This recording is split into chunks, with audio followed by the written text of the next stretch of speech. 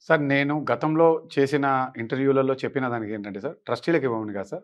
ప్రజాబద్ధమైన పాలన రావాలి. Endowments department అనేది ప్రజలకు దేవాదాయ శాఖలో సంబంధించి ఎన్నికలు జరిపేందుకోసం మాత్రమే ఉంది తప్ప, వాళ్ళు యజమానులుగా ఉండకూడదు అన్నది నా అభిప్రాయాన్ని చెప్పాను. హ్మ్. ఈ రోజుటికి కూడా నేను నా అభిప్రాయమే కరెక్ట్ అనే వాదిస్తాను. ఎందుకంటే ఎవరు కూడా దాన్ని తప్పు అని డిపార్ట్‌మెంట్ ఖండీ లేదు, ప్రభుత్వం ఖండీ ఎవరు ఖండీ లేదు.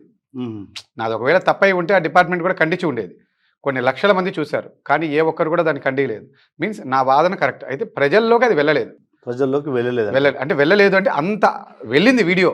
కానీ ప్రజలకు దానిపైన అవగాహన చేసుకునేంత శక్తి గాని, లేదా నేను వాళ్ళకి చెప్పినది అర్థం కాలేదో, లేదా నా స్థాయి సరిపోలేదో. ఎట్లా మీ దగ్గర ఏమైనా దీనికి సంబంధించి పూర్తి ప్రణాళిక ఏమైనా ఉందా? ప్రజల్లో చైతన్యాన్ని తీసుకొచ్చేటువంటి ప్రణాళిక ఏమైనా ఉందా మీ దగ్గర? సార్ ప్రణాళిక అనే పదంలో ఇక్కడ సింపుల్ సార్. హ్మ్. ప్రజల్ని చైతన్యవంతుల్ని చేయాలి అంటే ఒక ఇద్దరు వ్యక్తులు దాని నినాదాన్ని ముందుకు తీసుకోవాలి. హ్మ్. అది మీరో నేనో తీసుకుంటే జరగవు. సినీ యాక్టర్లు దీన్ని ప్రతి ఒక్క హిందువు అనేవాడు ఎవరైనా సరే ఖచ్చితంగా హిందూ దేవస్థానాల్లో సభ్యుడిగా చేరాలి, మన హక్కుల్ని మనం పొందాలి అని ఒక నినాదాన్ని వాళ్ళు అందిపుచ్చుకున్నట్టయితే, సినిమా యాక్టర్లు కానీ, సెలబ్రిటీలు కానీ, క్రీడాకారులు కానీ వాళ్ళు ఒక అపీల్ ఇచ్చినట్టయితే ఇది ప్రారంభమవుతుంది. ఆ తర్వాత అసలు ఈ దేశంలో ఎన్నో మార్పులకు కూడా నాంది పలుకుతుంది.